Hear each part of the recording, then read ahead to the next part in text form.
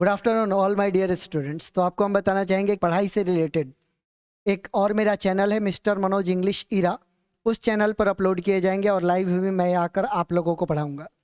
उस चैनल का link description में, इस वीडियो के डिस्क्रिप्शन में मैंने डाल दिया है। आप लोग उस चैनल से भी जुड़ जाइएगा। And congratulations all my dear students, जिन लोगों ने साइंस और कॉमर्स स्ट्रीम से आज आप लोगों ने इंग्लिश का पेपर दिया। बहुत ही शानदार पेपर आया है, उसी पैटर्न पर आया है जो पैटर्न हमने आपको पीडीएफ में बनाकर आप लोगों को दिया हुआ था। ऐसे भी विद्यार्थियों ने लिया हुआ था जो हमारे विद्यार्थी नहीं रहे, कहीं और वो पढ़ते थे या आउट ऑफ डुमराव रहते थे। और आपके पेपर को देखकर सब्जेक्टिव हो या फिर ऑब्जेक्टिव, मुझे बड़ी खुशी हुई कि मैं आपके काम आ सका। हम लोगों ने जो पढ़ाई करी वो पढ़ाई आप लोगों के काम आ सका और आप लोग मुस्कराते हुए चेहरे से अपने एग्जामिनेशन सेंटर के हॉल से निकल कर आए।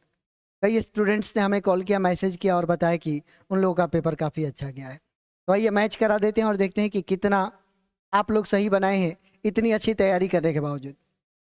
अगर मैं इस पेपर को मिलाऊं तो मुझे ऐसा लगता है कि 95 प्लस स्कोर करने वाले बहुत सारे स्टूडेंट्स मिलने वाले हैं। अब किस्मत कितना साथ देता है, एग्जामिनर जब पेपर चेक करते हैं तो किस हिसाब से आपको मार्क्स देते हैं, इस पर डिपेंड करता है। बट आई होप आप लोग अच्छा स्कोर करेंगे। तो चलिए क्वेश्चन आपके सामने है। Objectives, all the boys laughed at him. यहाँ पर जो आपको दिख रहा है लाफ्ड, ये V2 है। तो आपको खोजना बस ये था कि कहाँ पर आपको V2 के लिए was प्लस V3 लगा हुआ है। तो यहाँ पर देखें, was laughed, he was laughed at by all the boys। ये वॉइस है और बड़ी आसान है, यही सही जवाब होगा, मिला लीजिएगा। The teacher said to Ramesh do it at once. Said है और वाक्य को देखकर लग रहा है कि ऑर्डर दिया जा रहा है। तो सेड है तो ये V2 है, तो जो भी ऑप्शन चुनिएगा V2 वाला चुनिएगा। यहाँ पर आस्किंग दिया है, ये नहीं हो सकता क्योंकि सेड से सवाल था। ये ऑर्डर्ड है जो कि V2 है, ये हो सकता है। ये ऑर्डरिंग कर दिया, ये नहीं हो सकता।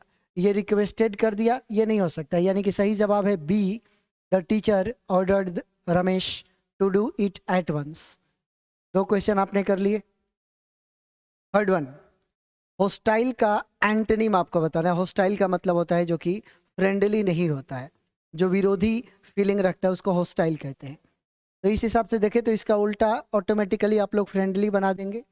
मैं बार बार अपने विद्यार्थियों से कहता था ग्लोसरी और नोट्स के जो वर्ड्स है उसको आप लोग इंग्लिश टू इंग्लिश मीनिंग में याद करेंगे। जिन लोगों ने याद किया होगा उनके काम ये आया हुआ है। The next one, we shall get wet. हम लोग भींग जाएंगे इफ इट ब्लैंक। ये प्रिंसिपल क्लॉज फ्यूचर में है तो कंडीशनल क्लॉज सिंपल प्रेजेंट में होता है और सिंपल प्रेजेंट में V1 या V5 लगता है। तो इट रेन्स यहाँ पर सही जवाब होगा। He is very in calculation. वह कैलकुलेशन में बहुत ही ज़्यादा क्या है, शांत है, ओपन माइंडेड है, टॉलरेबल सहन करने लायक है, या क्विक बहुत तेज है। तो कोई भी कैलकुलेशन में बहुत तेज हो सकता है, इसीलिए सही जवाब है ए। दे रंग बैक येट। येट जो वर्ड है ना, और ये रंग V3 है। V3 है तो इसका मतलब ये है कि दे के साथ हैव हैज हैड फैमिली से कोई आना चाहिए, और दे के साथ हैज नहीं आता, इसलिए इसको गलत काट दीजिए।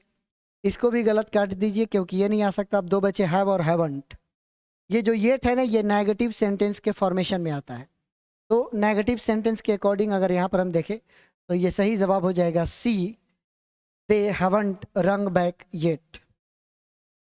क्वेश्चन नंबर 7, इसमें से करेक्ट ऑप्शन चुनना है। यू स्मोक नॉट, ऐसा कभी नहीं हो सकता। यू नॉट स्मोक, ऐसा भी नहीं हो सकता। You not must smoke, must पहले होना चाहिए। तो इस हिसाब से देखा जाए तो यहाँ पर you should not smoke, this is the correct sentence. The next one, my uncle a source of inspiration for me. मेरे अंकल मेरे लिए सफलता के प्रेरणा के स्रोत रहे हैं। तो कोई भी चीज़ अगर पहले भी वो हमारे पास था, अभी भी हमारे पास है, तो उस चीज़ को प्रेजेंट परफेक्ट और प्रेजेंट परफेक्ट कंटिन्यूअस में बोला जाता है। इस सिचुएशन से देखा जाए तो यहाँ पर सही जवाब होगा my uncle has been a source of inspiration for me. मेरे अंकल मेरे लिए सफलता के स्रोत रहे हैं। The case was put, case को रखा गया जज के सामने। तो जज के सामने बिफोर का यूज़ हम आप लोगों को पढ़ाए होंगे और एग्जाम क्लासरूम में हमने सेंटेंस भी बनवाया था, the thief was taken before the जज। चोर को जज के सामने ले जाया गया। अभी मैं 11th को जब मैं पढ़ा रहा हूँ तो ये एग्जाम्पल मैंने 11th वालों को भी बनवाया हुआ था। My brother and went to the park. तो वेंट वर्ब है, यानी कि यहाँ पर सब्जेक्ट ही चाहिए हमें, तो यहाँ पर हो जाएगा कि मेरे भाई और कौन, अस नहीं हो सकता है, हिम नहीं हो सकता, क्योंकि दोनों ये ऑब्जेक्ट है। आई और वी में से चुनना होगा तो आई चुनेंगे, ये गलत हो जाएगा क्योंकि मेरा भाई उसमें शामिल है। तो अगर वी बोलना होता तो फिर मेरा भाई को अलग नहीं बोलते, वी बोल देते डायरेक्ट। मेरा भाई और मैं पार्क में गए। That dress specially made for you. तो अगर पहला ऑप्शन देखेंगे तो हैज यू, तो ये यू में हैज नहीं लग सकता, इसलिए ये गलत है। करेक्ट है। यहाँ पर दैट ड्रेस है, यानी कि कोई वर्ब नहीं है। कुड और यू अगर लिखेंगे तो फिर यहाँ पर वर्ब चाहिए, क्योंकि कुड यू दैट ड्रेस नहीं हो सकता, कुड यू के बाद वर्ब चाहिए, ये भी नहीं हो सकता। शुड यू भी अगर बोलेंगे तो यहाँ पर वर्ब चाहिए, तो ये भी गलत हो जाएगा, शुड यू भी नहीं होगा। अब देखिए, did you have, did auxiliary verb, you subject और हैव यहाँ पर V1 का काम करेगा, इसीलिए सही जवाब होगा did you have that dress specially made for you. क्या ये ड्रेस तुमने स्पेशली अपने लिए बनवाया था, ये कॉजेटिव वर्ब है।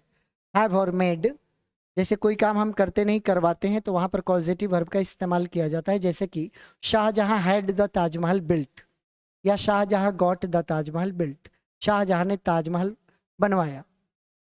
आई am going to have my hair cut, मैं अपने बाल कटवाने जा रहा हूँ, काटूंगा नहीं, कटवाने जा रहा हूँ। इस हिसाब से यहाँ पर डिड यू हैव होगा। 12 नंबर सवाल है, he said that he might buy a pen.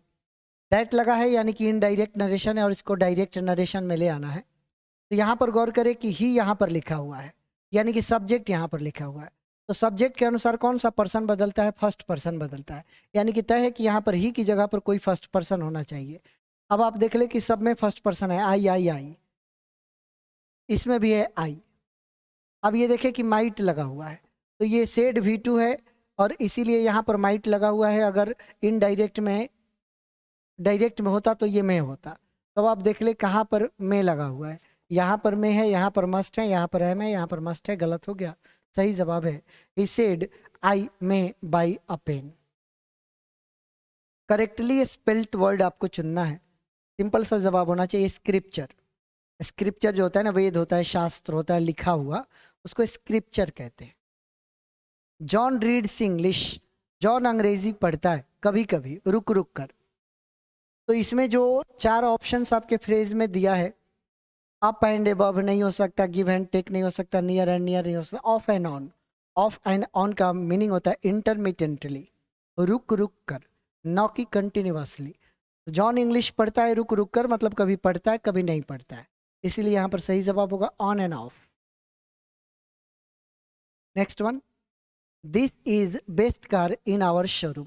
Best एक सुपरलेटिव डिग्री है, सबको पता है, और सुपरलेटिव डिग्री के साथ आर्टिकल के रूप में द का प्रयोग किया जाता है। 16 number, he won't be late, इसका क्वेश्चन टैग। वोंट में आपको पता है कि विल प्लस नॉट जुड़ता है तो वोंट बनता है, तो यहाँ पर विल वाला सही जवाब हो जाएगा, विल बी, क्योंकि क्वेश्चन टैग का नियम है कि अगर इधर नॉट लगा हुआ है तो इधर नॉट आप नहीं लगा सकते, पता है ना। तो यहाँ पर सही जवाब होगा will be. The woman is standing at the door, दरवाजे पर। ये तो बहुत सारे बच्चों को ऐसे ही पता होना चाहिए, एट द डोर, दरवाजे पर वुमन खड़ी है। You can him even now, तुम अभी भी उसे चेक कर सकते हो। चेक का ये स्पेलिंग नहीं होता, ये बैंक वाला चेक है, ये चेक कुछ नहीं होता है, ये चेक कुछ नहीं हो सकता है। तो सही जवाब होगा CHECK, तुम अभी भी उसे चेक कर सकते हो। करेक्ट सेंटेंस का चुनाव करना है, तो टी के साथ डू होता है, नहीं, ये ऐसे ही गलत हो जाए। ईज लगाकर और कभी V1 का प्रयोग होता है क्या? ऐसा कोई भी इंग्लिश का स्ट्रक्चर नहीं जो कि ईज लगाकर वर्ब के पहले रूप का प्रयोग कराए, तो ये भी गलत हो जाएगा। अब ये देखिए, क्वेश्चन मार्क यहाँ पर लगा हुआ है और यहाँ पर शी से वाक्य शुरू कर रहा है, तो क्वेश्चन मार्क वाले कभी सब्जेक्ट से शुरू होते हैं क्या? ये भी गलत है। तो सही जवाब क्वेश्चन मार्क है, डिड लगा है और डिड के साथ यहाँ पर V1 लगा है, ये सही जवाब हो जाएगा। Did she participate in the competition, क्या वो उसने कंपटीशन में पार्टिसिपेट किया था। प्रोहिबिट का एंटोनिम आपको बताना है। प्रोहिबिट का मतलब होता है रोकना, मना करना। तो मना करना का अगर उल्टा देखें तो हम कह सकते हैं ना अलाउ करना, अनुमति देना, यही सही जवाब होगा। माई नीस, नीस बोलते हैं भतीजी को, यानी कि ये फेमिनिन जेंडर है। तो नीस के लिए यहाँ पर पॉजेसिव एडजेक्टिव हमें लगाना है, तो ये पुलिंग नहीं है इसलिए हिज नहीं हो सकता। ईट का प्रयोग कभी भी नाउन के पहले नहीं हो सकता क्योंकि ईट एक प्रोनाउन है। देयर इसलिए नहीं हो सकता क्योंकि देयर प्लूरल के लिए आता है और नीस यहाँ पर सिंगुलर है, तो नीस यहाँ पर स्त्रीलिंग है और इसीलिए हर का प्रयोग होगा। Your father got a nice car, got यहाँ पर V3 है, इसको ख्याल रखेंगे। और योर फादर यहाँ पर फादर सिंगुलर है, तो सिंगुलर के साथ हैव नहीं लग सकता, एम नहीं लग सकता, वर नहीं लग सकता, तो क्या लग सकता है, हैज लग सकता है।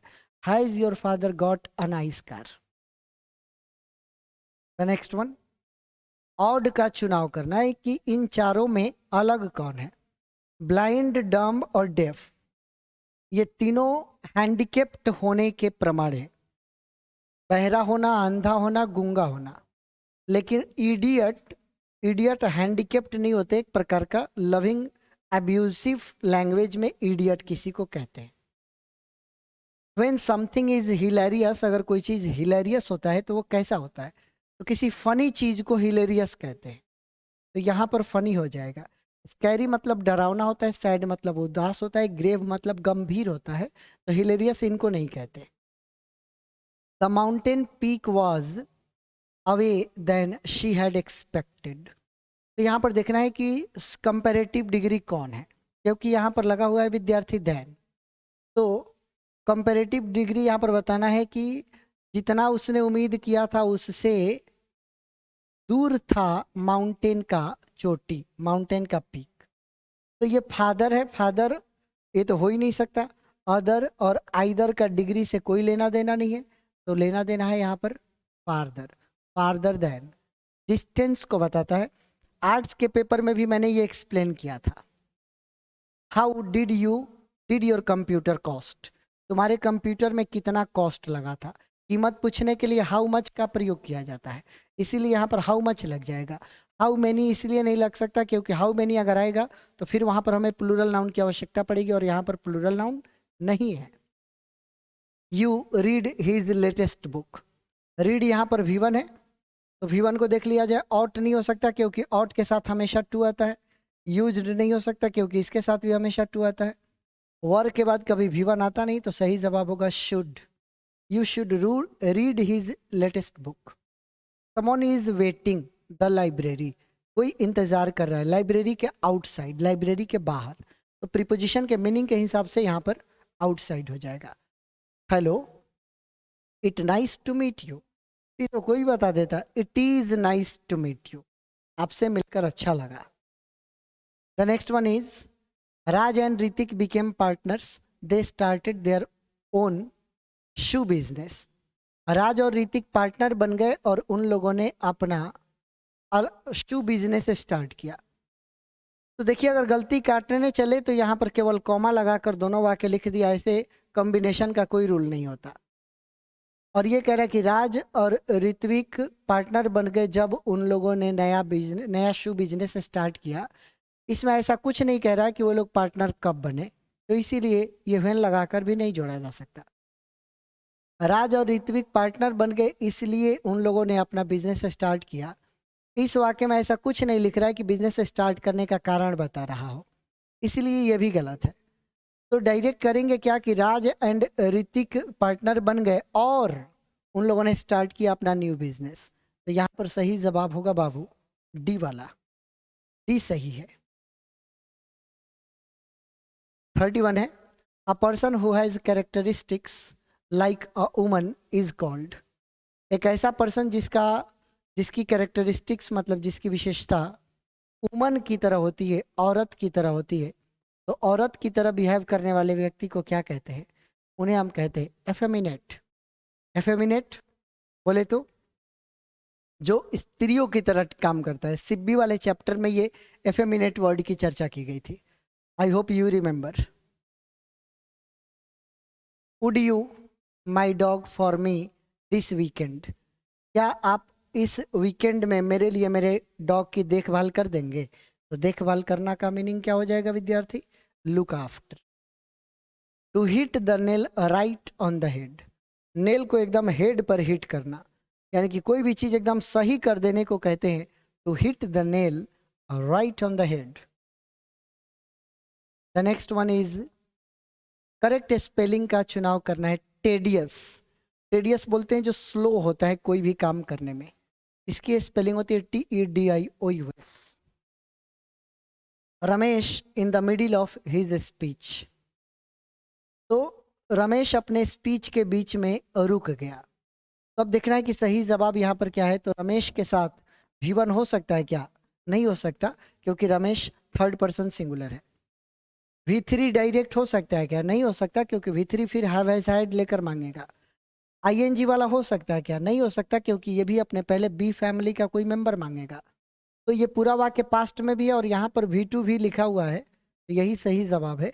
Ramesh broke down. रमेश रुक गया अपने भाषण के बीचों बीच। He saw a snake. उसने एक सांप देखा जब वह जगा। ये टाइम बताना है कि जब वह जगा तब उसने एक सांप देखा, इसीलिए व्हेन कंजंक्शन से इसे जोड़ा जाएगा। I wonder if they will change plans. मुझे आश्चर्य है कि वे लोग अपने प्लान को चेंज करेंगे। तो दे के लिए पॉजेसिव एडजेक्टिव यहाँ पर लगाना है। तो ये देयर तो एडवर्ब है, क्योंकि वहां का मीनिंग देता है, ये नहीं होगा। नाउन के पहले कभी देयर्स नहीं हो सकता, क्योंकि ये पॉजेसिव प्रोनाउन हो जाएगा। ये देम ऑब्जेक्टिव केस है, तो ये भी नाउन के पहले नहीं हो सकता। तो सही जवाब है दे का देयर। आई का माई, वी का आवर, ही का हिज, शी का हर, तो दे का देयर। ये सही जवाब होगा 37। The next one is 38। Choose the correct synonym of hurdle. Hurdle का मतलब होता है बाधा, रुकावट। इन चारों में आपको बाधा और रुकावट की जो मीनिंग दिख रही है वो कौन है? ऑब्स्टैकल। तो यही इसका सिनोनिम होगा। एंटर का एंटोनिम यूज करना है उल्टा। एंटर प्रवेश करना होता है, तो एग्जिट बाहर करना होता है। 40 नंबर क्वेश्चन है लास्ट। मैंने हमेशा आपको बताया था क्लास में पढ़ाते समय, लास्ट बटा पास्ट। और मैं ये भी कहता था कि इससे एग्जाम में सवाल भी पूछता है। तो जहां भी लास्ट होता है वहां पर वर्ब का कौन सा रूप लगाते हैं? V2 लगाते हैं। तो V2 के हिसाब से विजिटेड यहाँ पर सही जवाब हो जाएगा। The council made it's decision. हम आपको कुछ ऐसा नाउन सब्जेक्ट वर्ब एग्रीमेंट में लिखवाए थे जो कि प्लूरल और सिंगुलर दोनों की तरह काम करते हैं। तो वाक्य में जो पॉजेसिव एडजेक्टिव आता है उससे डिसीजन कर लिया जाता है। यहाँ पर देखें ये इट्स लगा है। याद कीजिए क्लास में मैं ये बात बोलता था कि अगर ये देयर पॉजेसिव एडजेक्टिव लेकर आएंगे तो ये प्लूरल हो जाएंगे, इट्स लेकर आएंगे तो सिंगुलर हो जाएंगे। तो इट्स बता रहा है कि ये सिंगुलर है काउंसिल, और सिंगुलर होने के कारण यहाँ पर सही जवाब होगा has. This line is parallel. Parallel to, बच्चा बच्चा जानता है कि समानांतर होना। Parallel to that. Question number 43। I can't live on $500 a month. एक महीना में $500 पर मैं गुजारा नहीं कर सकता। तो इसमें कोई आर्टिकल की जरूरत नहीं है। सही जवाब है D. His rude behaviour will make him lick the dust one day. Lick the dust का मतलब होता है टू डाई, मर जाना। तो इन चारों ऑप्शन में मरने की जो बात आ रही है वो गेट किल्ड में आ रहा है। तो यहीं पर यही लगाना होगा, get killed. A remedy for all diseases. हर बीमारी के इलाज को पेनेसिया बोलते हैं विद्यार्थी। रामबाण जिसको कहते हैं, संजीवनी बूटी जिसको कहते हैं, जो एकदम अचूक दवा होती है उसको कहते हैं। We forget to take the chicken out of the freezer. Freezer से चिकन निकालना हमें भूल। अब भूलना मीनिंग है, तो पहले तो आप ये देख ले कि वी के साथ हैज नहीं हो सकता, इसको काट ले ऐसे ही। हैव जब आएगा तो वर्ब का तीसरा रूप होना चाहिए, तो इसमें तीसरा रूप भी नहीं है, इसको भी काट लीजिए। अब मस्ट और मस्ट नॉट, तो क्या हमें भूलना चाहिए कि नहीं भूलना चाहिए? तो वाक्य जो बता रहा है फॉरगेट, ये नॉट आपसे मांग रहा है, इसलिए यहां पर सही जवाब होगा must not. God helps those who के बाद ब्लैंक है, हु के बाद वर्ब भरना है। तो हु के पहले आने वाला वर्ब हु के बाद जो वर्ब आता है वो हु के पहले आने वाले एंटीसीडेंट के अनुसार होता है। दोज यहाँ पर बता रहा है कि यहाँ पर प्लूरल वर्ब होना चाहिए, यानी कि वर्ब का पहला रूप ही प्लूरल फॉर्म में होता है, तो इसीलिए हेल्प होगा। इन माई बेडरूम, मेरे बेडरूम में, देर इज अ बेड, एक बेड है और एक वार्डरोब है। वार्डरोब कपड़ा रखने वाले अलमारी को कहते हैं। तो आपको नहीं लगता कि एंड मांग रहा है, तभी ना उसके घर परिवार बेडरूम में दो दो चीजें हो सकती है, एंड लगा देंगे। They are pretty, they are intelligent, वे लोग प्रेटी है और वे लोग इंटेलिजेंट है, मतलब वे लोग सुंदर भी हैं और वे लोग तेज भी हैं। तो एंड लगा देंगे और तो प्रेटी और इंटेलिजेंट दोनों जुड़ जाएगा, सही जवाब हो गया। बाकी के चारों ऑप्शन, तीनों ऑप्शन उटपटांग हैं। डू यू स्टिल, जहां पर डू लग गया वहां पर तय है कि वर्ब का फर्स्ट फॉर्म ही लगेगा विद्यार्थी। तो अब आप देख ले चारों में से फर्स्ट फॉर्म कौन है? फर्स्ट फॉर्म है बिलोंग। करेक्ट सेंटेंस का चुनाव करना है। At time, at time, at time, गलत काटिए क्योंकि तीनों गलत है। एट टाइम होता ही नहीं है, एट टाइम्स होता है। एट टाइम्स का मतलब होता है कभी कभी। ऑन टाइम या इन टाइम दोनों सही होता है, इसीलिए सही जवाब है A. Who on the telephone, telephone पर कौन है? तो हम बोलेंगे who is on the telephone. Telephone पर कौन है? टेलीफोन पर बहुत सारे लोग तो हो नहीं सकते हैं, नहीं तो आर भी लगा लेते। एक टेलीफोन पर एक टाइम पर एक ही बंदा बात कर रहा है और टेलीफोन पर है, मतलब कान में सटा रखा है, इसीलिए यहाँ पर इज होगा। वैसे हु आपको आपकी जानकारी के लिए मैं बता दूं कि सिंगुलर और प्लूरल दोनों होता है। नेक्स्ट, इस सेंटेंस के टाइप को पहचानिए। ये एक्सक्लेमेशन मार्क ही बता रहा है कि इसका टाइप है एक्सक्लेमेटरी। उसने इंटरप्ट किया मेरे स्पीच थ्रू माई स्पीच, मेरा जो स्पीच चल रहा था उसमें उसने मुझे इंटरप्ट किया। तो इंटरप्ट करना यहाँ पर मीनिंग निकल रहा है कि उसने कभी कभी मुझे इंटरप्ट किया मेरे स्पीच के माध्यम से, इंटरप्ट किया कभी कभी। अब है कि give this chocolate to the crying baby, रोती हुई बच्ची को ये चॉकलेट दे दो, इसमें एडजेक्टिव पहचानना है। एडजेक्टिव का मतलब ही वो नाउन की विशेषता बता रहा होगा। तो चॉकलेट इसमें नहीं हो सकता क्योंकि चॉकलेट के पहले तो दिस लगा, ये तो खुद नाउन है। यहाँ पर बेबी नाउन है और इसका विशेषता बता रहा है क्राइंग, और प्रेजेंट पार्टिसिपल में हमने बताया था singing bird, burning train, running train. इसमें आईएनजी वाले जो वर्ब आते हैं स्विमिंग पूल, वॉकिंग स्टिक, ये सारे एडजेक्टिव है, इसीलिए यहाँ पर सही जवाब होगा crying. How can he cheat मी, वो मुझे कैसे चीट कर सकता है? तो ये ट्रांसफॉर्मेशन करना है, इसको देखकर लग रहा है कैसे वो मुझे चीट कर सकता है, तो वो मुझे इस प्रकार से चीट नहीं कर सकता है। ये ट्रांसफॉर्मेशन के मुताबिक यही इसका सही जवाब होगा। Ishita will her new dress today, Ishita आज अपना नया वाला ड्रेस पहनेगी। तो पहनना का मीनिंग यहाँ पर क्या है? Put on. ठीक है विद्यार्थी, जिस विद्यार्थी ने ये पुट ऑफ लगाया ये सरासर गलत हो जाएगा विद्यार्थी, क्योंकि न्यू ड्रेस है और पुट ऑफ का मतलब होता है वस्त्र खोलना। तो जब न्यू ड्रेस है यानी कि पहना नहीं गया है तो पुट ऑफ नहीं हो सकता। This is made in United kingdom, देश के नाम के पहले आर्टिकल नहीं लगते, लेकिन हमने आपको आर्टिकल में पढ़ाया था 4 ऐसे जगह देश है जहां पर लगता है, यूके, यूएसए, यूएसएसआर और यूएई, वहां पर द लगता है। तो यहाँ पर द लगेगा, द यूके, यूनाइटेड किंगडम। तो सही जवाब जिस विद्यार्थी ने लगाया यहाँ पर टिक, ये ठीक है। वह मेरे मिस्टेक्स पर मुस्कराई, लाफ एट और स्माइल एट दोनों पर होता है जी, किसी चीज पर मुस्कराना। स्माइल के साथ ऑन यहाँ पर गलत हो जाएगा, स्माइल ऑन और अपॉन का मतलब होता है किस्मत, जब हम पर मुस्कराए और हमारी किस्मत अच्छी हो तो स्माइल ऑन और अपॉन भी होता है। The wind heavily yesterday, yesterday से पता चल रहा है कि ये पास्ट वाली बात हो रही है, तो V1 नहीं हो सकता, डायरेक्ट V3 भी नहीं हो सकता, पास्ट परफेक्ट का मीनिंग के अकॉर्डिंग ये गलत हो जाएगा।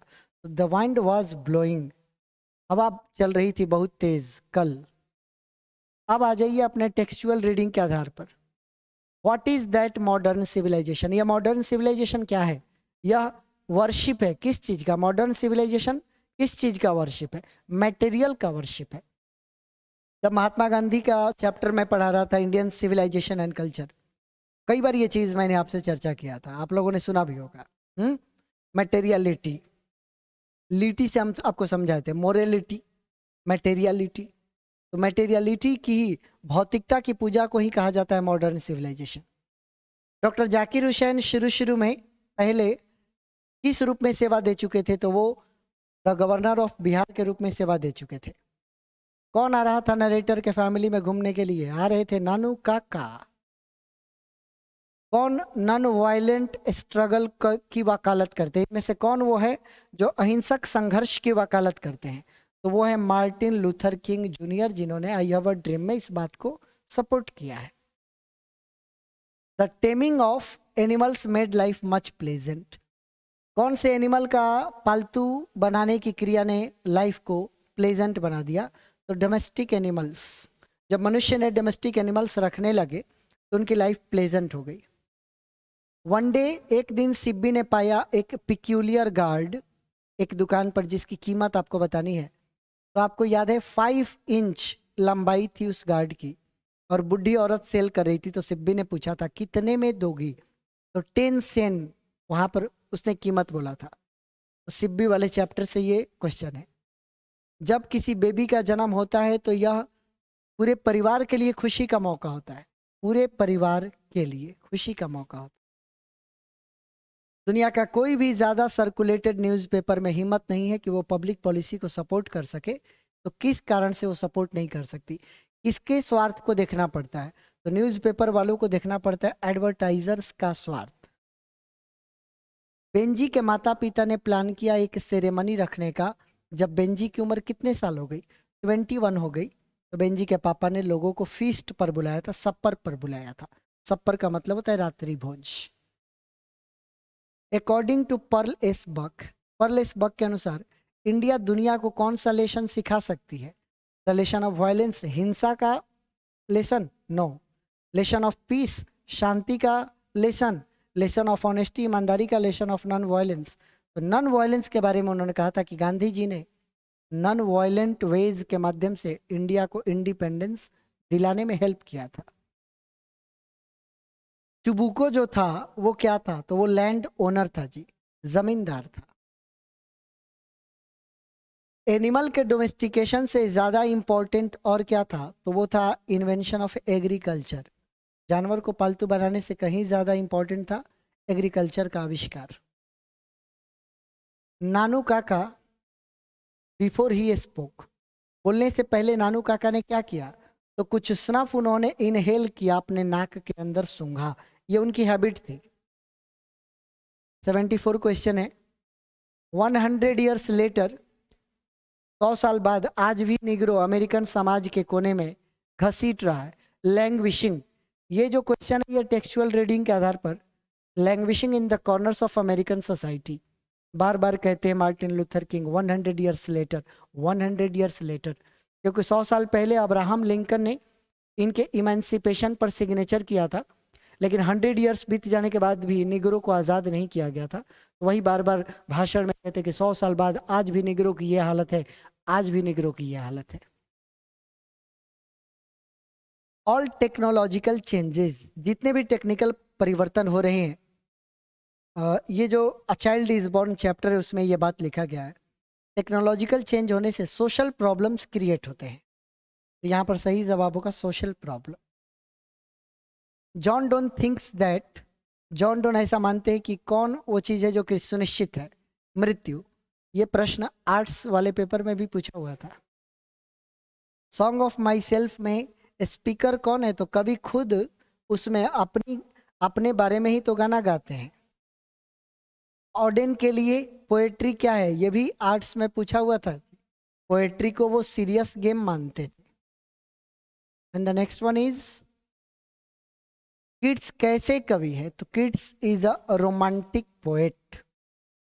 सब स्टोरी ऑफ इंग्लिश में हमने आपको पढ़ाया था। वाल्टर डिलामेयर कौन से सेंचुरी से बिलोंग करते हैं? तो देखिए, जो वाल्टर डिलामेयर का डेथ हुआ था 1956 में, बर्थ हुआ था 1873 में, शायद ये शायद भूल रहे हैं। तो इस हिसाब से देखें तो ये 19वीं शताब्दी में भी थे और 20वीं शताब्दी में। लेकिन बर्थ के टाइम पर तो ये पोएट होंगे नहीं, जब ये एडल्ट हुए होंगे, बड़े हुए होंगे तो पोएट बने। तो इस हिसाब से देखें तो ये 20वीं शताब्दी से बिलोंग करते हैं, तो यही सही जवाब होगा। ये पोएम, ये सवाल भी आर्ट्स में पूछा था। कंसील्ड का मतलब बताना है। सोल्जर में ये वर्ड यूज हुआ है कंसील्ड, तो वहां पर कंसील्ड का मीनिंग है हिडन।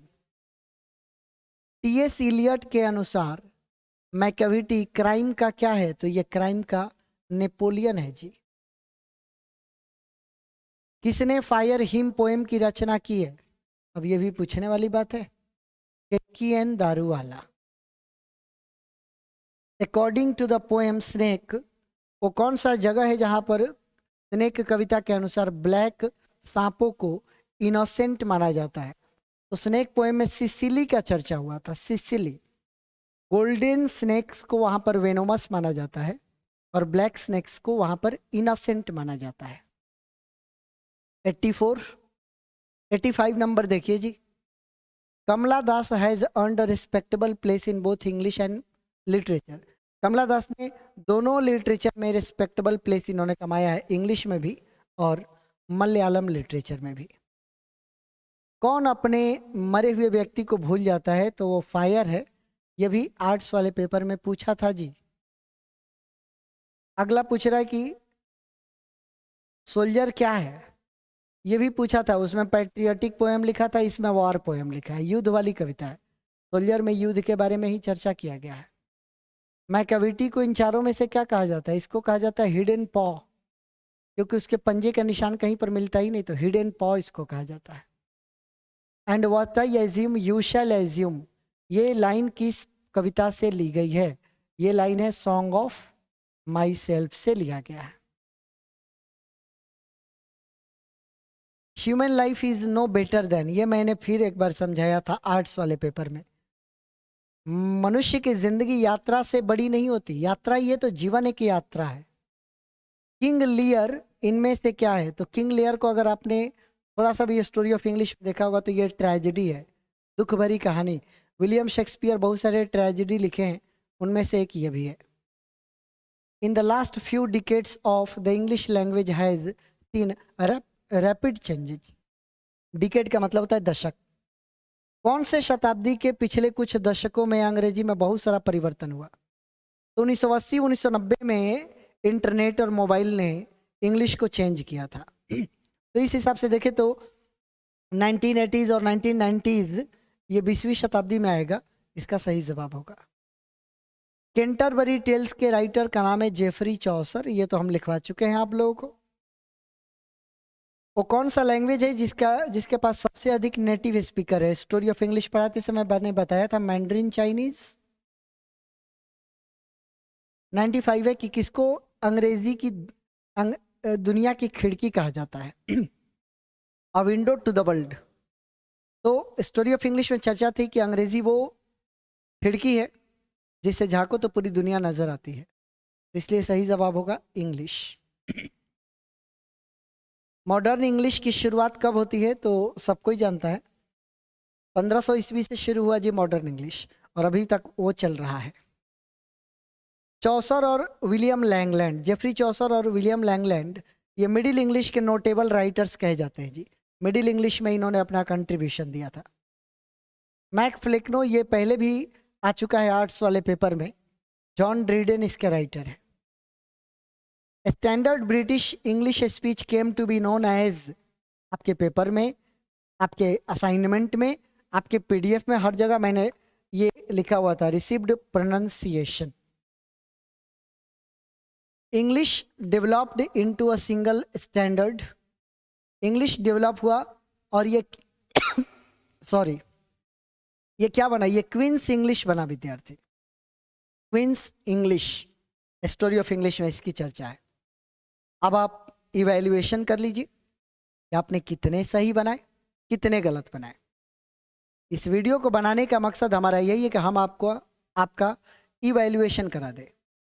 आप चाहे किसी के यहाँ पढ़े हों, इस वीडियो को देखकर अगर आप मैच करा पाते हैं, और अगर कोई गलती होता है तो लाइफ में अभी बहुत सारे एग्ज़ाम आपके बाकी हैं, वहाँ पर गलती ना करें, इनका आप ख्याल रखेंगे। ये तो ऑब्जेक्टिव हो गया। आइए ज़रा आप सब्जेक्टिव के बारे में चर्चा कर लें। तो अब बारी है कि सब्जेक्टिव आपके सामने है। बड़ी बच्चे तैयारी करते हैं कैसे सब्जेक्टिव करना है, ऐसे लिखना था जी। तो देखिए, अगर आप मेरा पीडीएफ अगर आपने देखा होगा तो एजुकेशन के इम्पोर्टेंस पर जो नंबर 1 ऐसे मैंने दिया था वो एजुकेशन पर था। इस पर आप आसानी से लिख सकते थे अगर पीडीएफ से पढ़े। टेररिज्म पर भी मैंने ऐसे अपने बच्चों को दे रखा था।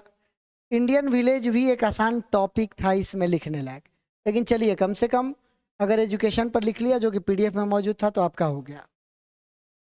अब आइए ये देखिए, इनमें से किसी एक पर एक्सप्लेनेशन करना था 4 नंबर का। अगर मेरा पीडीएफ आपके पास है तो आपने देखा होगा ये वाला क्वेश्चन पीडीएफ में एक्सप्लेनेशन में मैंने लिखा हुआ था कि knew nothing about the stock market but he new everything about a hen। Benji को स्टॉक मार्केट के बारे में कुछ नहीं पता था, लेकिन मुर्गी के बारे में उसे सब कुछ पता था। बहुत आसानी से लिखा जा सकता था। इसमें जो पोएट्री आपको करना है, द वॉइस, मेरे अंदर के आवाज़ ने मुझे पुकारा कि सांप को मार देना चाहिए, ये मैंने गेस करके आपको दिया हुआ था और क्लास में भी हम लोग पढ़े हुए थे। गेस डजंट मैटर, क्लास में भी हम लोग पढ़े हुए थे। ये आप लोगों ने कर लिया होगा। ये जो आप देख रहे हैं ये आया हुआ है विद्यार्थी आपका, ये जो रूपर्ट ब्रूक वाला चैप्टर है द सोल्जर, उसमें से ये दिया हुआ था और उम्मीद है कि आप लोग इसको लिखे होंगे। अपने फ्रेंड के यहाँ चिट्ठी लिखना है और उसको सक्सेस पर कॉन्ग्रेचुलेट करना है कि एनी नीट कॉम्पिटिटिव एग्जामिनेशन में उसने सफलता प्राप्त की है। हम आपको लाइव आकर फ्रेंड को कॉन्ग्रेचुलेट करने वाला लेटर पढ़ाया था। उम्मीद है कि आप लोगों ने लिखा होगा।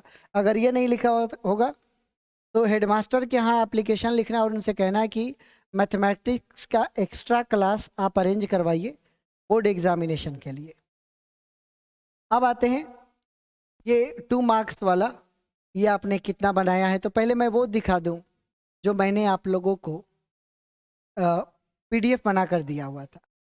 हाउ डिड नानू काका इम्प्रेस द मिनिस्टर, ये आपके पास होना चाहिए। और why is Macavity termed a criminal, why is Macavity termed a criminal, ये भी है। Which speech came to be known as received pronunciation, ये भी है। What were the 2 concerns of the early Indian poets writing in English, 4। और what made Sibbi's heart beat faster, Sibbi के दिल की धड़कन कौन बढ़ा दिया। वो 5 इंच लंबा गार्ड था ना, जिसको देखकर उसके दिल की धड़कन बढ़ गई थी। कितना आसान है। 10 मार्क्स का ये आप लोगों ने इजीली कर लिया होगा। पोएम पर समरी लिखना है पोएट्री सेक्शन का। आप मेरा पीडीएफ खोलिएगा, आपको स्नेक भी मिलेगा, ये तो आर्ट्स में भी पूछा था, और आपको माई ग्रैंड मदर्स हाउस भी मिलेगा, ये भी आप लोग कर लिए होंगे। अगर आप प्रोज में समरी की बात करें तो दी अर्थ खोलिएगा मेरा पीडीएफ, तो दी अर्थ पर मैंने समरी लिखकर आपको दिया हुआ है। हाँ जी, लेकिन मैंने तो आपको सलाह दिया था कि एबीसी आप कीजिएगा ही मत। एबीसी करने की क्या जरूरत है, क्योंकि डी ई एफ आपके पास ऑप्शन है। डी को आपको मिलान कर देना था। Sweetest love I do not go, John Donne. Now the leaves are falling fast, W.H. Auden. Ode to autumn, John Keats. An epitaph, Walter de la Mare. Snake, D.H. Lawrence. सबसे आसान तो था ये कि 5 अंक आप इससे प्राप्त कर ले, और उम्मीद है कि आप यही किए होंगे। तुम घर कब आओगे, When will you come home। Home के पहले आप टू नहीं लगा सकते हैं बाबू, क्योंकि होम यहाँ पर एडवर्ब का काम करता है। रानी बहुत अच्छा गाती है, रानी सिंग्स वेरी वेल। बहुत आसान है। माँ मेरे साथ पटना जा रही है, mother is going to Patna with me. मेरे स्कूल में बहुत अच्छा पुस्तकालय है। There is a very good library in my school. उम्मीद करता हूं कि बहुत आसानी से बना लिए होंगे। पौधों को ठीक से पानी दो। Water the plants